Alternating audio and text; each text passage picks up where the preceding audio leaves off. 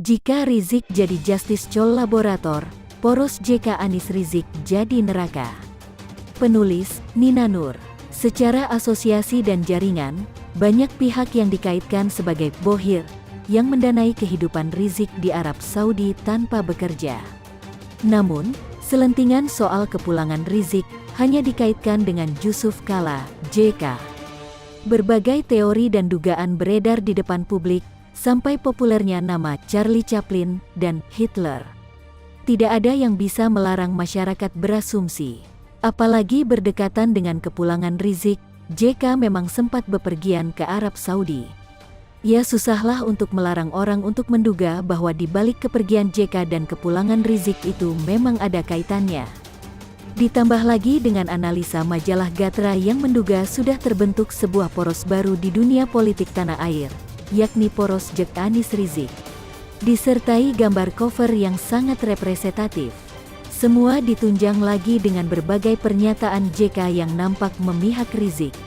Rizik disebut sebagai pemimpin karismatik, sebagai pengisi kekosongan pemimpin yang menyerap aspirasi masyarakat.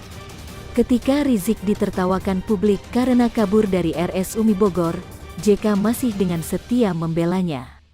Menceritakan bagaimana dulu di zaman SBY Rizik itu taat hukum, dan mau dipenjara asalkan lewat mekanisme pengadilan. JK juga menyerukan agar pemerintah menjalin komunikasi dengan Rizik, mengajaknya berdialog.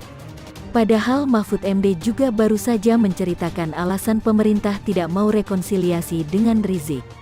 Karena sehari setelah tiba di Indonesia, Rizik mengajukan rekonsiliasi dengan syarat yang tidak masuk akal, yakni minta bebaskan napi teroris. Mendengar pernyataan Mahfud ini, publik pun makin kuat menilai bahwa poros JK Anies Rizik itu benar adanya. Sebutan poros JK Anies Rizik yang lahir di pertengahan November itu awalnya terlihat sangar. Sesangar ancaman-ancaman Rizik di dalam berbagai ceramahnya, termasuk soal penggal kepala yang sempat disebutnya di salah satu video. Bahkan di dalam acara di Petamburan, Rizik dengan berani sok menyentil TNI dengan menuduh mereka mendukung cukong China. Rizik sampai lupa bahwa dia sekarang berada di tahun 2020, tahunnya Covid. Bukan lagi berada di tahun 2016, ketika Rizik jadi pusat penggerak arus politik di Jakarta. Rizik jadi pongah, lupa diri. Apalagi merasa didukung oleh Anies dan JK. Jadi halu, menyangka Anies dan JK adalah lawan kuat buat Jokowi. Perkembangan selanjutnya bikin Rizik terkaget-kaget kayak kena setrum. TNI mencopot dan merobek-robek balihonya, ditambah dukungan publik yang sungguh luar biasa. Rizik tidak menyangka dan fisiknya pun terpengaruh. Dia jadi blunder, kabur-kaburan, jadi tertawaan publik.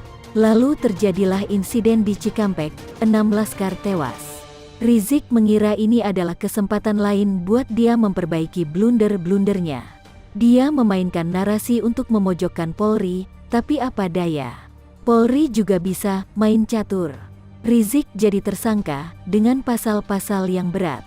Langkah Rizik dikunci dengan pencekalan ke luar negeri. Publik juga mendukung Polri. Ah, sial. Rizik disebut ketakutan oleh Polri, sehingga akhirnya menyerahkan diri. Namun di balik itu, timbul pertanyaan baru.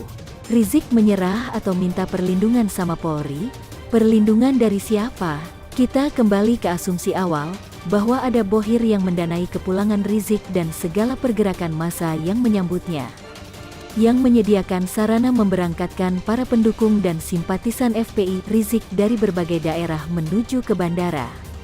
Namun, ketika Rizik sudah ditahan polisi, tidak ada yang mendanai aksi massa untuk memprotes Polri.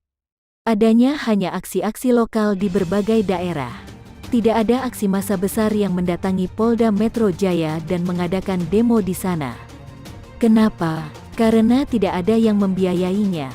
Sangat kontras dengan penyambutan massa besar-besaran di bandara waktu itu.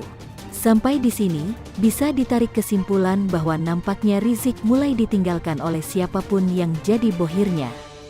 Sehingga timbul kemungkinan baru. Bagaimana kalau Rizik mulai berpikir panjang dan memikirkan dirinya sendiri? Bisa saja Rizik mau hidup santai. Apalagi usia menua dan fisik nampaknya mulai berubah. Tentu Rizik tidak mau dipenjara lama-lama. Dulu sih Rizik pernah dipenjara, tapi hanya setahun lewat dikit. Sementara ancaman hukuman kasusnya yang sekarang ini 6 tahun. Bagaimana kalau Rizik jadi semacam Justice Collaborator, JC? Bocorkan siapa bohirnya, siapa yang jadi perantaranya, siapa yang bertanggung jawab terhadap apa. Dan banyak hal lain lagi yang bisa dibocorkan. Rizik dilepeh JK, dicuekin Anies dan dilucuti dibui, ambiar.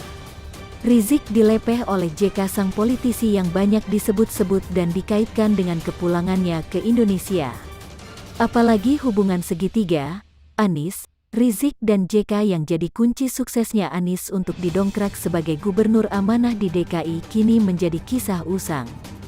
Sayang sekali bulan madu atau masa indah itu sudah memudar.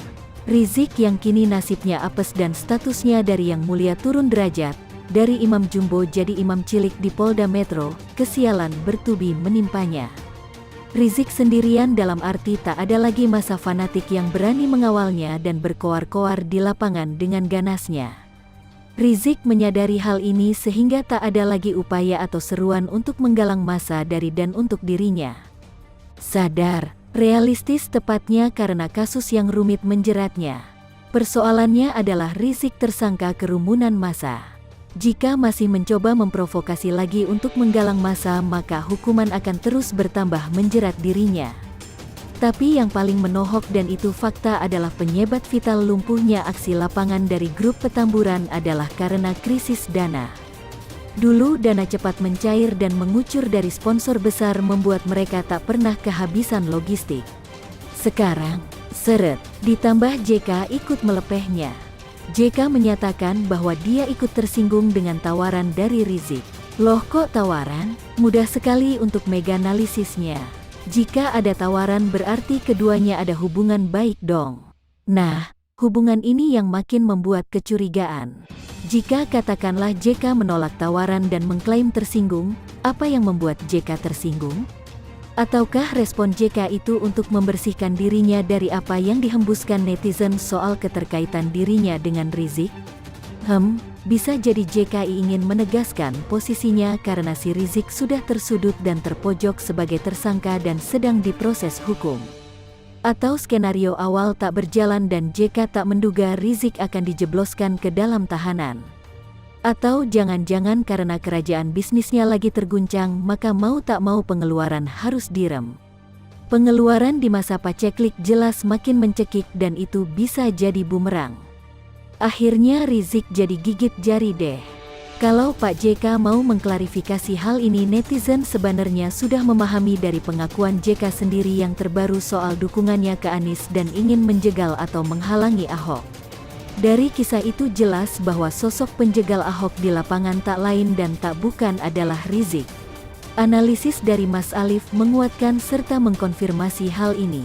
Di mana-mana aksi demo bahkan yang berbau agama sekalipun sangat bergantung pada kepentingan sponsor atau donatur sebagai penggerak massa untuk beraksi di lapangan.